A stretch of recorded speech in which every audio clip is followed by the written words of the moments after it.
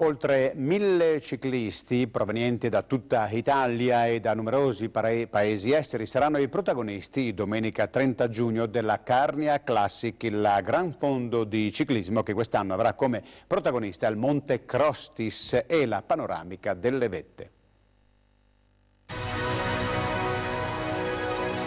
Domenica 30 giugno ritorna la Carnia Classic, la gran fondo di ciclismo da quest'anno rientrata nel circuito Prestigio che include le 10 più importanti gran fondo amatoriali d'Italia. Sempre dal 2013 la Carnia Classic farà parte anche della World Cup, la Coppa del Mondo per cicloamatori che comprende gare come la Parigi-Roubaix e la Liegi-Bastogne-Liegi.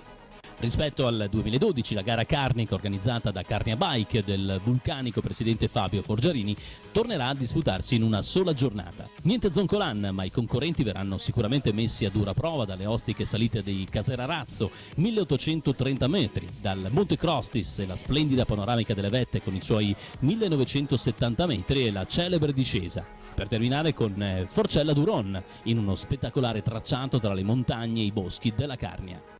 Anche quest'anno saranno 2 tracciati di gara, la gran fondo di 154 km e 3.780 metri di dislivello e la medio fondo, la meno dura, con un percorso di 107 km e 2.050 metri di dislivello. La Carnia Classic non parlerà soltanto italiano, con quasi tutte le regioni della penisola rappresentate. Tra gli oltre 1000 iscritti, numerosi saranno gli stranieri che arriveranno da Svizzera, Austria, Belgio, Slovenia, Germania, Danimarca, Olanda e Stati Uniti.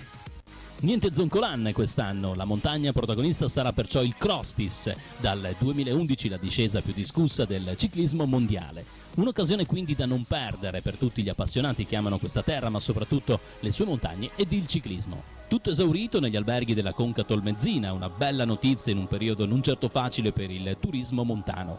Sabato sera per i numerosi ospiti grande festa in piazza 20 settembre a Tolmezzo dalle 21 con Video Remember Classic con Pietro Berti e domenica il via alla gara dalle ore 8 con un arrivo previsto nel centro di Tolmezzo nella tarda mattinata.